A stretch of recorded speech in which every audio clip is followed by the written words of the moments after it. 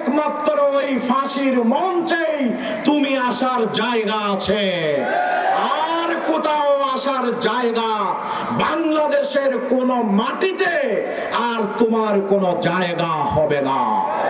সংগ্রামী ভাইসব, আমরা শুধু ক্ষমতার পালাবদল দেখতে চাই না, আমরা চাই এই বাংলাদেশ সত্যিকার অর্থে তার গৌরব নিয়ে, তার ঐতিহ্য নিয়ে সামনের দিকে এগিয়ে যাক, বৈষম্য মুক্ত, দুর্নীতি মুক্ত, বিচারহীনতা মুক্ত, খেটে খাওয়া মানুষের জীবনের সুখ এবং শান্তি নিশ্চিত হয়।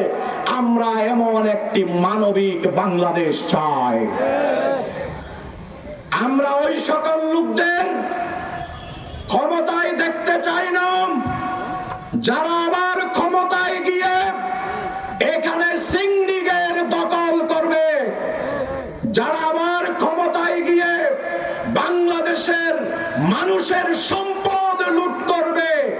এই ধরনের এমপি মন্ত্রী আমরা বাংলাদেশের পার্লামেন্টে আর দেখতে চাই না। আমরা বাংলাদেশের পার্লামেন্টকে জঞ্জাল মুক্ত করতে চাই, পরিচ্ছন্ন করতে চাই, পবিত্র করতে চাই। তাই বাংলাদেশ জামাত ইসলামীর 2 জন মন্ত্রী 3টি মন্ত্রণালয় চালিয়ে যেভাবে সততা, যোগ্যতা, দক্ষতার পরিচয় দিয়েছিল, তার ধারাবাহিকতায় বাংলাদেশের মানুষ আজ জামাত ইসলামীর লোকগুলোকে দেশ পরিচালনার দায়িত্বে দেখতে চায়, এমপি হিসাবে দেখতে চায়। এই মহেশখালী, কুতুবদিয়া, এটি আমাদের বিজয়ের ময়দান।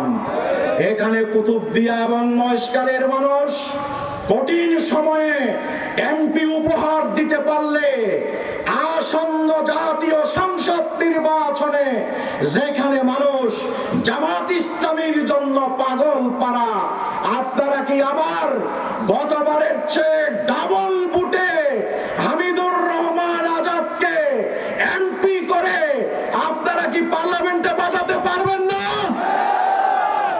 হে মহান রব, তোমার কাছে দোয়া করি এই বিজয়ের ময়দানে তুমি আমাদের বিজয় নিশ্চিত করার জন্য আমাদের সকলকে তোমার দ্বীনের প্রয়োজনে, মানুষের মুক্তির প্রয়োজনে আমাদের দায়িত্ব পালন করার তৌফিক এনায়েত করুন।